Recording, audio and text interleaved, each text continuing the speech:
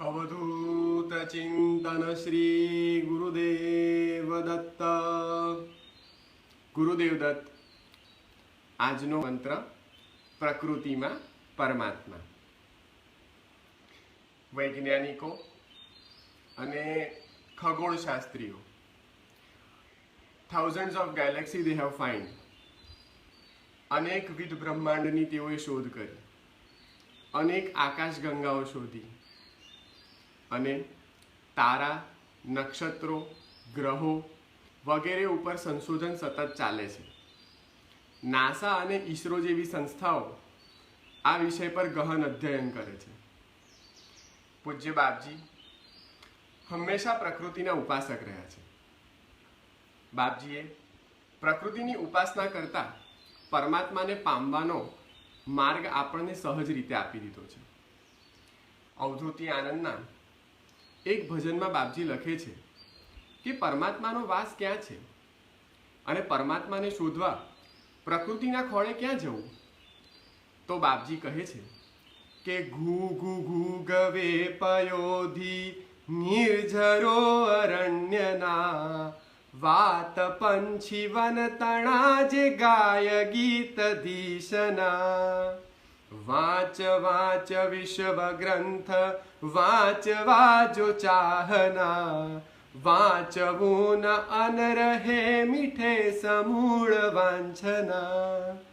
કે સમુદ્રના મોજાઓનો જે ઘૂ ઘૂ ઘૂ અવાજ છે એ અવાજમાં જ પરમાત્મા છે।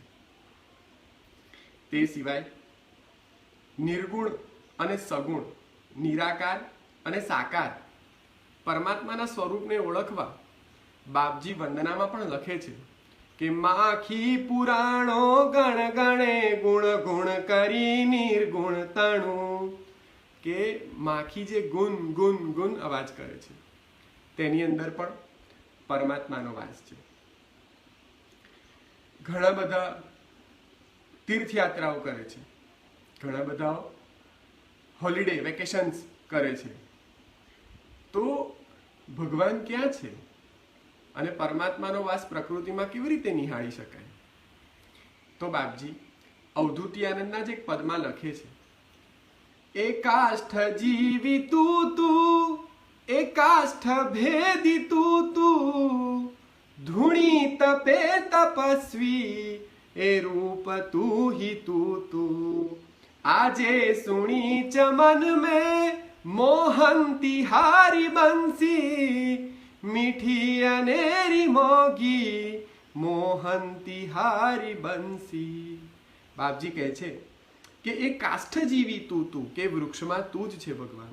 એ કાષ્ઠ ભેદી તું, એ વૃક્ષને કાપનાર કઠિયારો પણ ભગવાન તું જ છે। ધૂણી તપે તપસ્વી એ રૂપ તું હી તું, કે કોઈ તપસ્વી અલગારી જીવ એ જ લાકડાથી પોતાની ધૂણી દેખાવે છે, એ પણ તું જ છે। દત્તનામ સ્મરણમાં પણ બાપજી પ્રકૃતિનો ઉદ્ઘોષ કરતા લખે છે કે કરે બાગમાં કોકિલા જો ટહુકો, રટે નામ રેવાય શ્રી દત્તનું કો।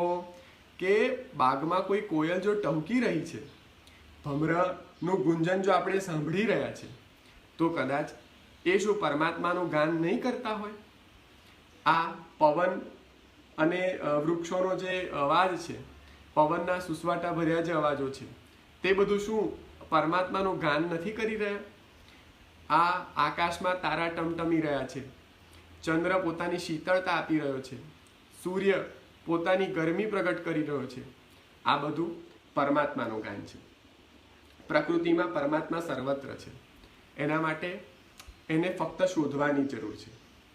તો એવા એ પરબ્રહ્મ પરમાત્માને આપણે શોધવા માટે પ્રકૃતિના ખોળે રહી, પ્રકૃતિની ગોદમાં રહી એને માણીએ અને પ્રકૃતિમય બનીએ અને પ્રકૃતિમાં જ પરબ્રહ્મને સતત શોધતા રહીએ, એવી હું અભિલાષા સેવું છું।